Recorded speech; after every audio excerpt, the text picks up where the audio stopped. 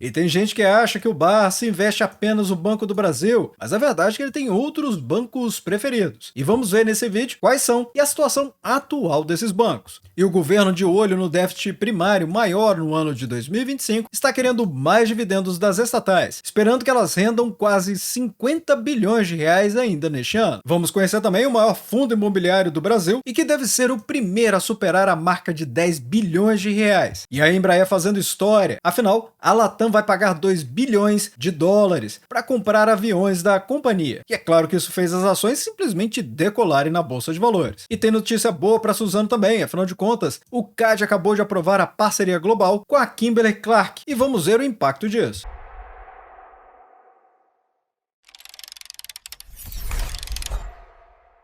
Olá, amigos do Ativa Virtual, aqui é o Alex. Então, vamos começar com essa matéria de altíssimo impacto. Afinal de contas, o Ministério do Planejamento e Orçamento acaba de atualizar suas projeções para a economia brasileira deste ano, ou seja, 2025. E o cenário mostra uma fotografia mista, ou seja, de um lado, mais otimismo, com a arrecadação de dividendos das estatais, e de outro, uma piora no déficit primário, que é quando as despesas do governo são maiores do que as receitas, sem contar os juros da dívida. E é justamente nesse cenário que o governo federal está mais otimista com os dividendos das estatais e demais participações, o que pode trazer a arrecadação esperada, com os proventos podendo chegar a 6,9 bilhões de reais, alcançando assim os 48,8 bilhões de reais no ano de 2025, praticamente 50 bilhões de reais. E as principais fontes dessa receita são as gigantes como a Petrobras, o Banco do Brasil e a recém-privatizada Eletrobras, que é o mamute do mercado aqui de geração de energia elétrica. Na verdade, ela está em tantas áreas e acaba sendo do setor de energia. Ainda assim, a notícia boa sobre os dividendos não foi suficiente para compensar o aumento das despesas. O Ministério do Planejamento elevou a projeção do déficit primário de 26,3 bilhões de reais para 30,2 bilhões de reais. Ou seja, esse aumento de quase 15%, saindo dos 26 para os 30 bilhões, já equivale a 0,24% do produto interno bruto, ou seja, o PIB do Brasil. E com esse novo patamar, o governo continua no limite do arcabouço fiscal, onde a projeção da taxa Selic média do ano de 2025 subiu de 14,25% para 14,30%. Também tem o dólar revisado, mas aqui a expectativa é que o dólar venha a ceder, ou seja, caindo dos R$ 5,70 para R$ 5,63, o que vai trazer alívio para as contas públicas e também para a circulação do dinheiro, mas também tem o outro lado, ou seja, o brasileiro pode gastar mais em dólares e acabar enviando dinheiro para fora do país. E é claro que precisamos falar também do barril do petróleo, do tipo Brent, ou seja, ele oscilou de 68 dólares e 38 centavos para 69 dólares e 58 centavos. Tem o viés que ajuda a Petrobras, mas tem o viés que os combustíveis podem ficar mais caros. É claro que o dólar acaba compensando parte dessa alta do barril do petróleo. E de uma maneira resumida, para nós acionistas, a notícia traz uma visão clara de desafios e também de oportunidades. Afinal, tem a parte dos dividendos em alta. A expectativa de que as estatais como a Petrobras e o Banco do Brasil, e até mesmo a Eletrobras, paguem mais dividendos, acaba sendo muito positiva para os investidores que buscam renda passiva. Por outro lado, tem um aumento do déficit primário, que é um sinal de alerta para o governo, indicando a saúde fiscal do país. Ou seja, uma piora nas contas públicas pode gerar mais incerteza no mercado, com o Tesouro Nacional precisando pagar juros mais elevados para financiar a dívida. E aí precisamos falar, claro, das projeções da Selic média, mais alta no ano de 2025, que acaba sendo um sinal também que a renda fixa continua atraente e o governo, ao pagar juros mais altos, torna os títulos públicos mais interessantes para os investidores. É claro, precisa lembrar que em algum momento ele vai ter que pagar essa dívida. Atualmente, a Petrobras compete R3 nessa cotação dos R$ 34,04, desvaloriza 4% nos últimos 12 meses. Já não está tão significativo assim mais. E ainda entregando um dividend yield impressionante de 15,35%, com PL muito barato, apenas 5,67%, e um PVP que mostra que a empresa está 10% acima do valor patrimonial. Mas as ações mais líquidas da Bolsa de Valores para a Petrobras são as ações preferenciais, PETR4, nessa cotação dos R$ 31,33, desvalorizando ainda menos, 1,83% nos últimos 12 meses, PL ainda mais barato, 5,23%, e um PVP que mostra que a empresa está apenas 1% acima do valor patrimonial. Dividend yield ainda muito maior, 16,65%.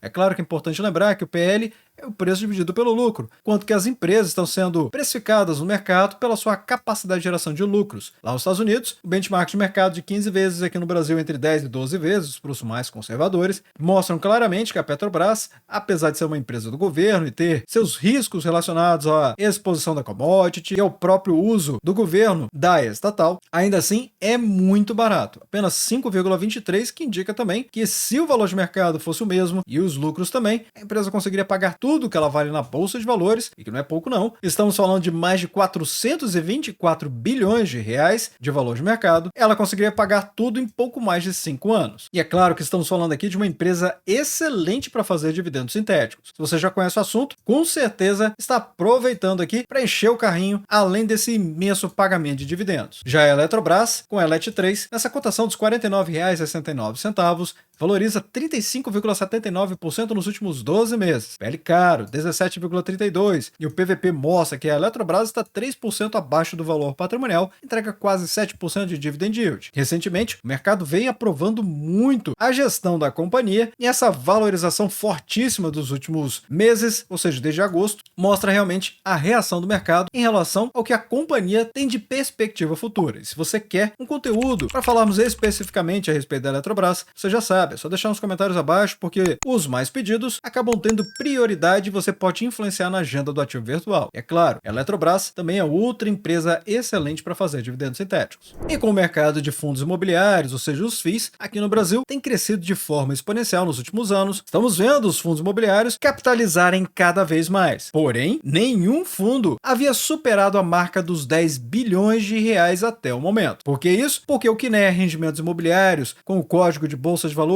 KNCR11, aprovou a 12ª emissão de cotas, visando aumentar 2,5 bilhões de reais. É isso mesmo, esse fundo imobiliário também é conhecido como um FII de papel, por investir em títulos de dívida imobiliária. E com essa aprovação da 12ª emissão de cotas de 2,5 bilhões de reais no mercado, ele pode chegar a ultrapassar os 10 bilhões de reais de capital total. Ou seja, se essa captação for bem sucedida, o valor patrimonial do Kinea já é de 7,78 bilhões de reais. Ao somar os 2,5 bilhões, fará com que o fundo supere a marca dos 10 bilhões, tornando ele o maior FII do Brasil. É importante destacar que o Kinea investe principalmente em CRIs, ou seja, são os certificados de recebíveis imobiliários, e também LCIs, que são as letras de crédito imobiliário. E a carteira de CRIs tem uma remuneração média de CDI mais 2,28% ao ano, o que concede ao fundo uma bela rentabilidade e permite que os seus mais de 431 mil cotistas aproveitem a taxa Selic de 15% ao ano. E no mês passado, a gestora investiu 23,5 milhões de reais em CRIs emitidos pelo grupo Irmãos Monfato, com a remuneração de CDI mais 2,5%. Então, o que essa matéria significa para os investidores? Bem, para quem é cotista desse fundo, a notícia é simplesmente muito positiva. Crescimento do mercado, claro, com essa captação multibilionária, geração de valor, porque o fundo está se consolidando como um gigante de renda fixa e de captação de mais dinheiro, acaba sendo um sinal de que o fundo quer continuar crescendo e gerando valor para os seus cotistas. Além, é claro, de renda passiva, com a carteira do Kinea, que tem uma remuneração ligada ao CDI, se torna uma excelente opção para quem busca verdadeiramente renda passiva, especialmente considerando 15% da Selic ao ano. E aqui com o KNCR11, nessa cotação dos R$ 104,48, ela entrega um dividend yield de 12,81% nos últimos 12 meses. O PVP mostra que o fundo está 3% acima do seu valor patrimonial, com uma liquidez média diária invejável de 12 milhões de reais, que é muito dinheiro para um fundo imobiliário, e ainda por cima valorizando mais de 11,5% nos últimos 12 meses. E você, já conhecia esse fundo? Investe nele? Deixe aí nos comentários abaixo. Enquanto isso, vamos falar da Embraer, com MBR3. Afinal de contas, a Embraer é uma das maiores empresas de aviões do mundo e ela acaba de fechar um contrato histórico, ou seja, o acordo com a Latam, nada menos que a Latam, que é uma das maiores companhias da América Latina, marca a entrada da Embraer na frota da Latam pela primeira vez na história. Então, acaba sendo simplesmente notável. E esse contrato já prevê a chegada de até 74 aeronaves a partir do segundo semestre trimestre do ano de 2026. O modelo escolhido pela Latam foi o E195E2, que é usado para trajetos de curta e média duração, como viagens domésticas, por exemplo, e o contrato de 11,2 bilhões de reais deve servir para a companhia aérea aumentar suas rotas dentro do Brasil inicialmente. Lembrando que o pedido inédito da Latam acontece em um cenário de atrasos sucessivos das concorrentes Airbus, com problemas na cadeia de suprimentos, e a Boeing também, que tem se recuperado de acidentes aéreos que mancharam a reputação da companhia. Então, a notícia animou muitos investidores e as ações da Embraer simplesmente decolaram no mercado na última segunda-feira, dia 22, onde apenas neste dia as ações valorizaram 4,63%, mas no dia chegaram a valorizar até mais de 5%. Então, para os acionistas da Embraer, essa notícia é muito positiva e acaba sendo realmente um marco histórico para a companhia. Ou seja, esse contrato, que é o primeiro da história da Embraer, acaba sendo um voto de confiança na qualidade e a eficiência dos aviões da empresa, além de uma vantagem competitiva porque chegou justamente um momento em que as concorrentes enfrentam problemas de reputação e de produção. Mas a Embraer está posicionada como uma alternativa segura e confiável para as companhias aéreas, o que traz potencial de crescimento. Afinal, o contrato prevê a entrega de aeronaves a partir de 2026, o que garante receita futura e fortalece a posição da companhia no mercado de aviação comercial, abrindo precedente, quem sabe, para novas demandas que podem ser até mesmo maiores que esta. Atualmente, as ações da Embraer com MBR3, essa cotação dos R$ 80,35 aumentou novamente, valorizam quase 67% nos últimos 12 meses. É claro, o PL é estourado, 27,87, muito alto, e o PVP também 228% acima do valor patrimonial, e a empresa praticamente não paga dividendos, porque ela investe muito em tecnologia, e quem investe na Embraer não deve estar procurando o pagamento de dividendos. Mas a verdade é que quem está investindo na empresa pode sim receber toda essa valorização, e lembrando, a Embraer é excelente para fazer dividendos sintéticos e é possível receber até mesmo mensalmente, tendo as suas ações em carteira mesmo. E é claro que aqui no grupo VIP do Ativo Virtual, no grupo VIP de opções, estamos comemorando frequentemente. E no caso da Embraer não foi diferente não. Observem só, mesmo sem a empresa pagar dividendos, é possível sim receber dividendos até mesmo mensalmente. Isso através dos dividendos sintéticos.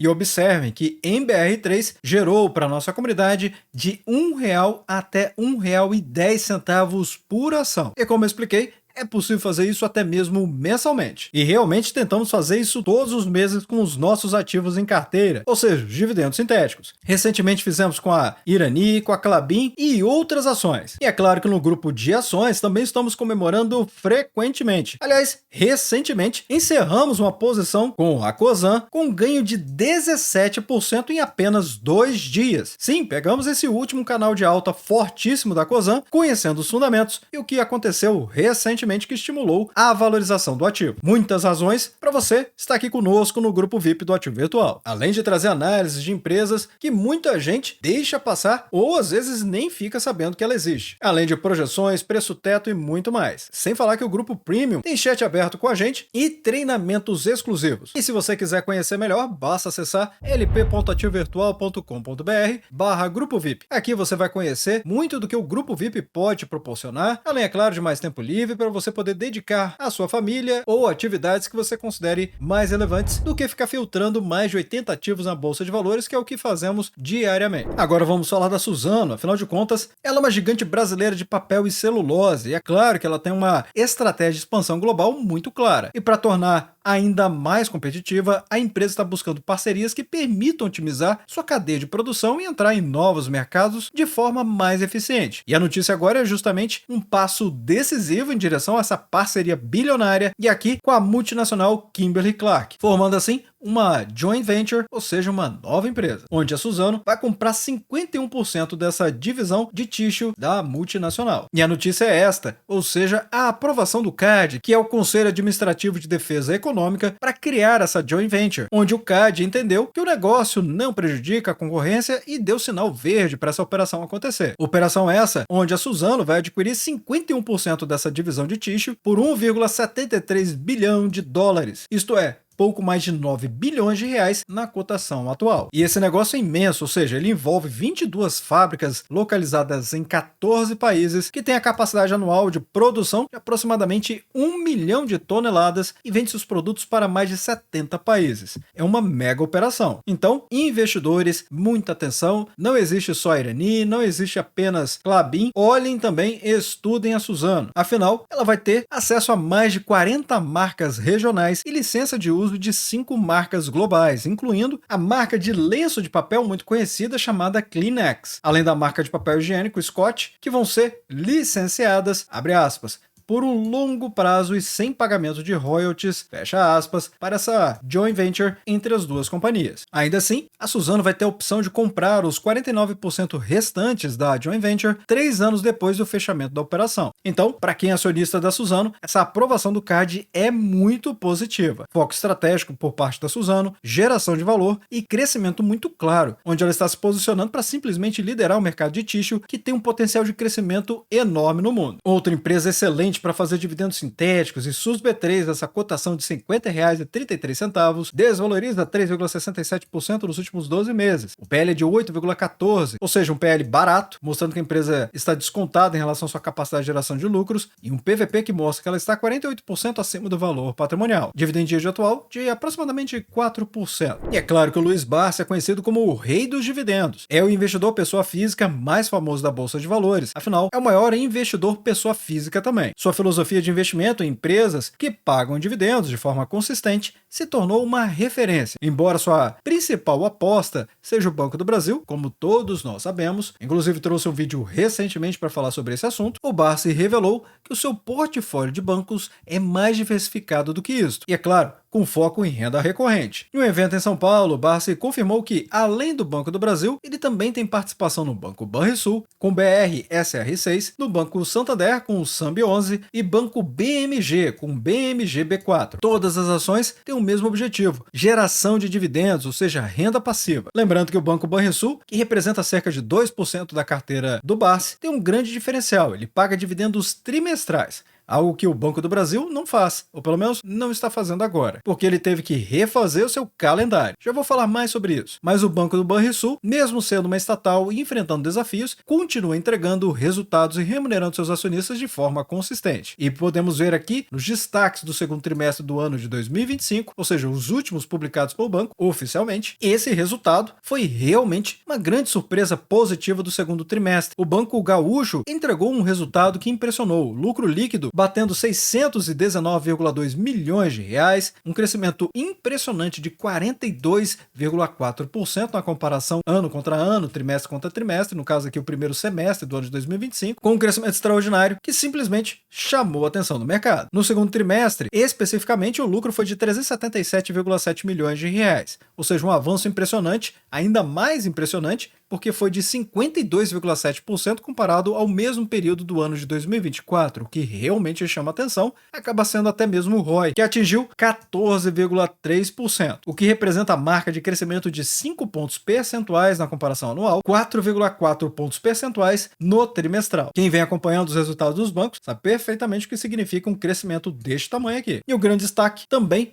foi a margem financeira, que alcançou 1,6 bilhão de reais no segundo trimestre, crescimento de 9,8% na comparação anual e 6,4% na trimestral. Isso confirma a estratégia do Barsi, ou seja, o Banco Banrisul continua sendo um grande pagador consistente de dividendos trimestrais, algo que diferencia ele do próprio Banco do Brasil. E é claro que você já sabe, se quiser que eu traga um conteúdo dedicado para falar desta empresa aqui ou de qualquer outra deste vídeo ou fora dele, é só deixar nos comentários abaixo, porque ainda que eu não consiga responder a todo mundo, eu tenho ferramentas para contabilizar todos os pedidos da nossa comunidade. Outra empresa que precisamos falar, claro, o Banco Santander, que é o banco espanhol que teve um segundo trimestre mais desafiador, mas ainda assim manteve sua consistência. O lucro líquido do banco foi de 3,7 bilhões de reais, ou seja, teve uma queda de 5,2% na comparação trimestral e um crescimento de 9,8% na comparação ano contra ano. Já o ROI fechou em 16,4%, uma queda de 1,1 ponto percentual na comparação trimestral, mas um crescimento mais tímido, mas ainda assim crescimento de 0,8 ponto percentual na comparação anual. O Barsi sempre destaca que o Banco Santander é exatamente isso que vemos nos números, ou seja, o banco mantém sua disciplina de distribuição trimestral de dividendos, mesmo enfrentando ventos contrários macroeconômicos, ou seja, o Santander continua entregando retornos consistentes aos seus acionistas, com a sua eficiência operacional sustentando o ROI acima do custo de capital. O que leva a gente a falar do Banco BMG. Logo aqui nos destaques financeiros, já mostra que realmente ele foi um destaque positivo no segundo trimestre. O Banco Mineiro, especialista em crédito consignado, trouxe um lucro líquido recorrente de 125 milhões de reais, ou seja, um crescimento robusto de 18,9% comparado ao mesmo período do ano anterior. O que impressiona no Banco BMG acaba sendo o ROI, que alcançou 14,3%, uma melhora significativa de 3,5 pontos percentuais. A margem financeira, após o custo de crédito, teve elevação de 19,3%, totalizando 891 milhões de reais. Em resumo,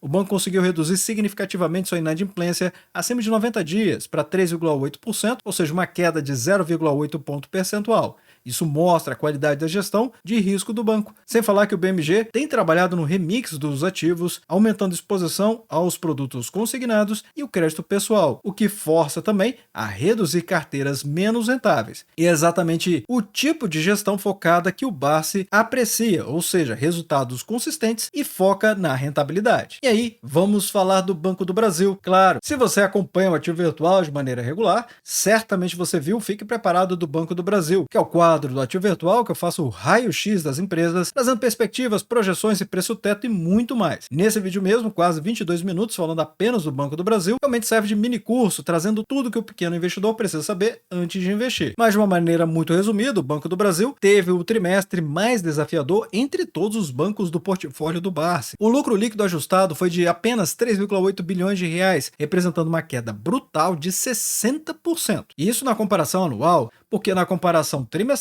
a queda foi de 48,7%. O grande vilão foi o custo de crédito, que explodiu, foi para 26,1 bilhões de reais, como podemos ver aqui no semestral do primeiro semestre deste ano. Um aumento de 56,7% é realmente um estouro aqui em relação ao custo de crédito para o Banco do Brasil. E isso foi impulsionado principalmente pela carteira do agronegócio, que enfrentou dificuldades significativas. E o ROI simplesmente despencou. Foi para apenas 8,4%, muito abaixo dos patamares históricos e bem menor também do que vimos dos outros bancos que o Barsi investe. Mas aqui está exatamente o ponto que o Barsi sempre enfatiza. Ou seja, o Banco do Brasil já passou por muitas crises anteriores e até momentos piores, inclusive no ano de 1994, quando quase quebrou. Hoje, o banco tem uma estrutura muito mais robusta e o valor patrimonial por ação está acima de R$30, enquanto a ação negocia entre os R$21 e R$22, chegou a ser negociada até mesmo por abaixo dos R$19, mas aí, para o Barsi, essa é apenas uma fase. Em 2 trimestres, na visão dele, o banco deve voltar aos seus resultados normais